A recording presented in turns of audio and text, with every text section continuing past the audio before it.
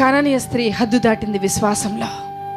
ప్రభు సరిహద్దు దాటేసి ఆ రోజే ఆ క్షణమే జరిగేటట్టు చేశాడు. మనం హద్దు దాటితే ప్రభు సరిహద్దు దాటుతాడు. మనము విశ్వాసంలో హద్దు మీరితే ఆయన మనకివ్వటంలో సరిహద్దు మీరుతాడు.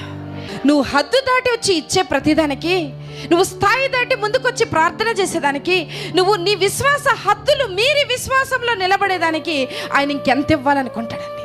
హనోకు నడిచాడంట, ప్రభుతో నడిచాడు.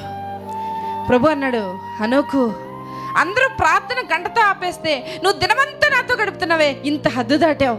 అయితే నేను కూడా ఈరోజు నీ కోసం హద్దు దాటాలనుకుంటున్నా. నీకు మరణమే వద్దు హనోకు, నాతో పాటు వచ్చే.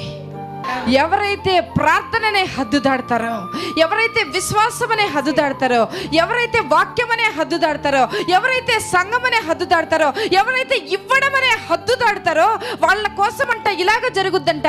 ఏంటి వాళ్ళ కోసం జరిగింది?